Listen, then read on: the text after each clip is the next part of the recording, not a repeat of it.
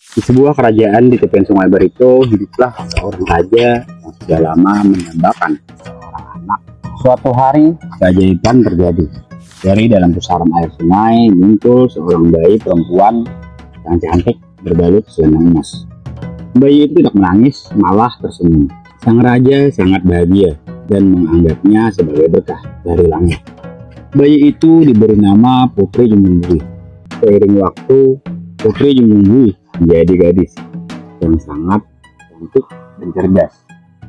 Dia selalu membantu rakyat, membawa keberuntungan bagi kerajaan dan semua orang yang menyayanginya. Namun tidak semua orang senang dengan keberadaannya.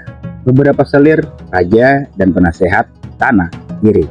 Mereka takut Putri Junjungbui akan menjadi pewaris tahta, maka mereka pun berusaha menjebaknya. Cobaan berat untuk sang putri.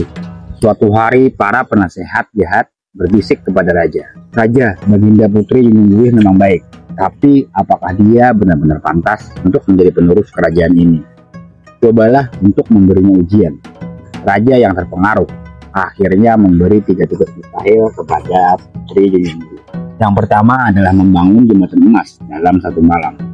Yang kedua adalah menjinakkan harimau putih yang sangatlah buas. Ketiga, memetik bunga langka yang hanya mekar di bulan purnama. Jika gagal, ia harus pergi dari kerajaan. Namun, Putri Junjungbui tidak takut. Dengan kecerdasannya, ia menghadapi tantangan itu dengan cara yang cerdik. Cara Putri menyelesaikan tantangan.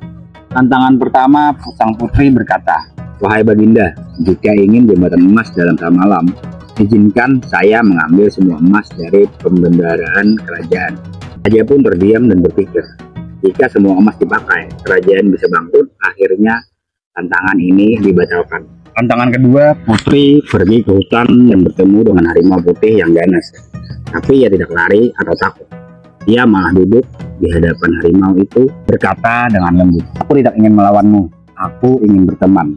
Ajaibnya, si harimau pun yang biasanya buas, itu menjadi jinak seperti seekor kucing. Di tantangan ketiga, sang putri berjalan ke hutan mencari bunga langka. Namun, bunga itu hanya mekar di bawah sinar bulan purnama. Ia pun bersabar dan menunggu saat bulan penuh muncul. Bunga itu bermekaran di hadapannya. Keesokan harinya, sang putri membawa bunga itu ke istana. Orang terkejut dan kagum karena keberhasilan menyelesaikan semua tantangan. Sang raja sadar bahwa Putri Junjungbui adalah anugerah bagi kerajaan. Ia pun berkata, "Putriku, aku menyesal telah meragukanmu. Kau bukan hanya cantik, tapi juga bijaksana dan berhati mulia.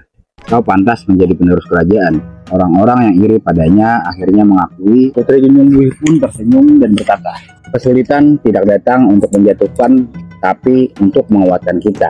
Bahkan air yang lembut bisa melubangi batu bukan karena kekuatannya, tapi karena kesabarannya."